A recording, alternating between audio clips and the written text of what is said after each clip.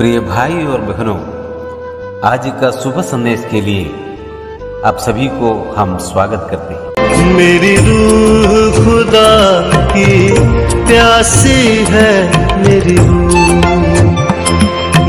रूह खुदा की प्यासी है, मेरी रूह जैसे हिरनी पानी के नालों को तरसती है। मेरी रूह खुदा की प्यासी है, मेरी रूह खुदा की प्यासी है, मेरी रूह खुदा की प्यासी है, मेरी रूह खुदा की प्यासी है। आज का संदेश परमेश्वर के दास नेल्सन थॉमस मुंबई से बांटा जाएगा। प्रार्थना के साथ सुनिए। परमेश्वर की स्तुति हो। शुभ संदेश के सारे श्रोताओं को प्रभु यीशु मसीह के अति श्रेष्ठ नाम में सलाम और अभिनंदन। आज के मनन के लिए हम पढ़ेंगे मत्ती सुसमाचार उसका 4 अध्याय 5 से लेके 7 पढ़ोगे। Matthew's gospel chapter 4 verses 5 to 7। तब शैतान उसे पवित्र नगर में ले गया और मंदिर के शिखर पर खड़ा करके उसने उसे कहा, यदि तू परमेश्वर का पुत्र है तो अपने आप को नीचे गिरा दे, क्योंकि लिखा है वो तेरे विषय में अपने स्वर्गदूतों को आज्ञा देगा और वे तुझे हाथों हाथ उठा लेंगे, कहीं ऐसा ना हो कि तेरे पैरों में पत्थर से ठेस लगे। यीशु ने उससे कहा, ये भी लिखा है, तो प्रभु अपने परमेश्वर की परीक्षा न कर। प्रभु यीशु मसीह की परीक्षा का हम विचार कर रहे हैं। 40 दिन जंगल में जिस तरीके से शैतान उसको परखा गया, हमें कहीं सबक मिलते हैं। किस प्रकार आज भी आप और मैं परीक्षा का सामना करना पड़ता है। प्रभु यीशु मसीह हमारे लिए नमूना है, आदर्श है। पहला परीक्षा हमें सिखाते हैं, जो पत्थर को रोटी बनाने के लिए कहा, शैतान हमारी कमजोरी का इस्तेमाल करते हैं। शैतान हमारे स्वाभाविक आवश्यकताओं का इस्तेमाल करते हैं, दुरुपयोग करते हैं। हमने सीखा कि शारीरिक आवश्यकता से सबसे बढ़कर आध्यात्मिक आवश्यकता है, जो परमेश्वर के वचन के द्वारा ही हम संतृप्त पा सकते हैं। आज यहां दूसरी परीक्षा को देखते हैं। शैतान उसको मंदिर के शिखर पर लेकर जाते हैं, बोलते हैं कि तू परमेश्वर का पुत्र तो है, नीचे अपने आप को गिराओ। तुम तो परमेश्वर का वचन का पसंद करते हैं, तुमने कहा परमेश्वर का वचन से ही जीना है। वो वचन में लिखा है, तुमको संभालेंगे स्वर्गदूत, तुम्हें कोई हानि नहीं आएगा। भजन संहिता पढ़कर या बोलकर वो प्रभु यीशु मसीह को प्रोत्साहन देते हैं, चुनौती देते हैं, कूद लो। हम जानते हैं प्रभु यीशु मसीह किस प्रकार उस परीक्षा के ऊपर विजय पाया। यहां 3 बातें हम देख सकते हैं, हमें विचार करना है। पहली बात यह है कि हमारे जीवन में परीक्षा आने का और एक मार्ग है, हमारा स्वयं की ओर वो नजर रखते हैं। जब शैतान यीशु को चुनौती देते हैं, आप तो परमेश्वर का पुत्र है और तुम कूद लो, करीबन 500 फुट नीचे गिराओ अपने आप को, तुमको कुछ हानि नहीं होगा। वचन में लिखा है कि दूत संभालेंगे। ये बड़ा चुनौती है।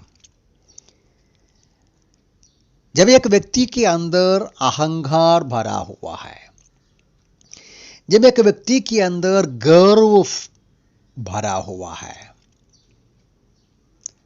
इस चुनौती के सामने गिर जाएगा। हाँ मैं दिखाता हूं, हाँ मैं हूं कौन तुमको दिखाता हूं बोलकर मनुष्य गिरने का संभावना है, गिरा हुआ है। लेकिन प्रभु यीशु मसीह इस बात को जान लिया कि यह परीक्षा है, यह परख रहा है। प्रभु यीशु मसीह तो परमेश्वर का पुत्र ही है, परमेश्वर पिता जरूर उसको संभालेंगे, स्वर्गदूत उसकी सेवा तो करते ही है। लेकिन प्रभु यीशु मसीह अपना महिमा, अपना श्रेष्ठता, ईश्वरीयत्व दिखाने का तरीका यह नहीं है।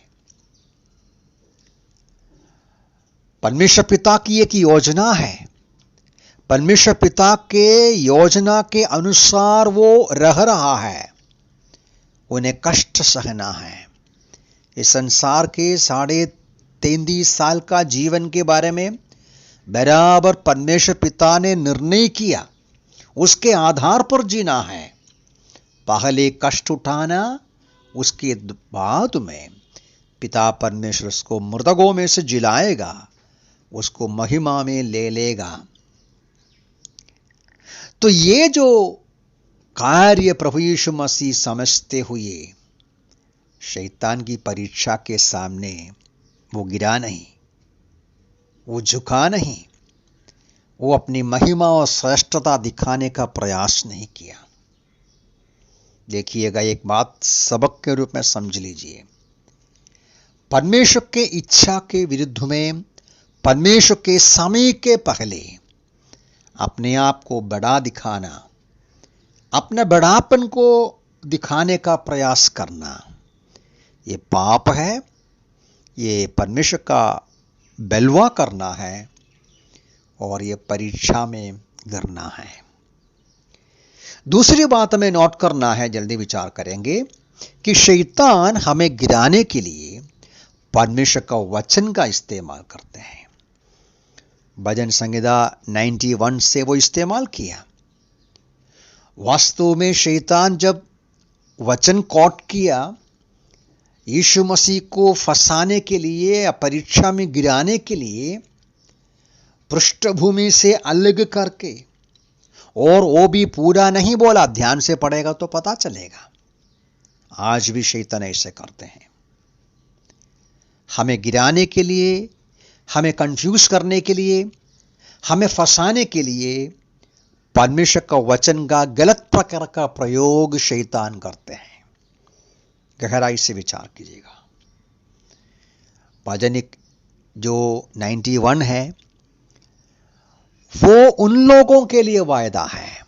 उसका शुरुआत में लिखा है, परम प्रधान के शाडो में रहने वाला, परमेश्वर के शरण में, पिता परमेश्वर के शरण में रहने वाला, परमेश्वर के इच्छानुसार जीवन बिताने वाला एक भक्त के लिए दिया हुआ वायदा है। वो ऐसा नहीं है कि शैतान की आवाज को सुनकर घमंड का, दिखावट का काम करने वालों को संभालने का वचन नहीं है वो।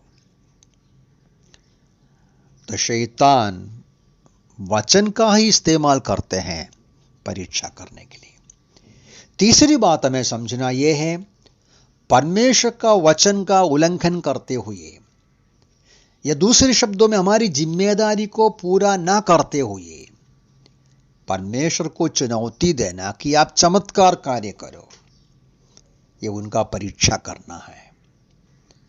दूसरे शब्दों में, जब हमको मालूम है कि हम बीमार हैं, हमें दवाई लेना है, हम जानबूझ के दवाई नहीं लेते हैं और परमेश्वर को चुनौती देते हैं कि आप तो ईश्वर है, मुझे चंगा करो।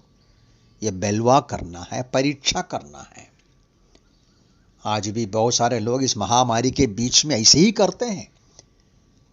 वो ध्यान नहीं देते हैं, लापरवाही करते हैं, बोलते हैं कि प्रभु संभालेंगे, प्रभु अपना काम जरूर करेंगे, कर सकते हैं, शक्तिशाली है। हमारी जिम्मेदारी पूरा करना है, परमेश्वर का परीक्षा नहीं करना। ये भी परमेश्वर का वचन गहराई से कई बार कहकर चेतावनी दिया है। व्यवस्था विवरण 6 का 16वां पद को लेकर यीशु मसीह शैतान से बोला, यह भी लिखा है, तुम्हारा परमेश्वर की परीक्षा न करना। ये 3 महत्वपूर्ण सच्चाइयों को मन में रखिएगा।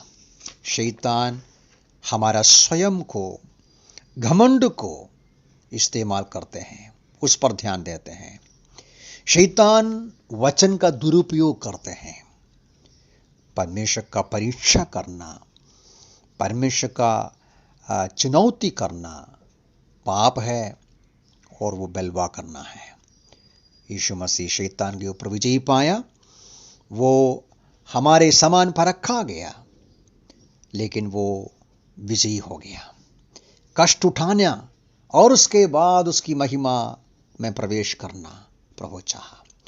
वो हमारे लिए नमूना है, वो हमारा उद्धार करता है, और वो स्वयं परमेश्वर अपने आप को शून्य करके मनुष्य का रूप में हमारे समान हर प्रकार पर रखा गया, लेकिन विजयी पाया हुआ प्रभु, उस प्रभु का हम धन्यवाद करें, उसकी स्तुति करें, उसकी आराधना करें, उसके कदमों में चले।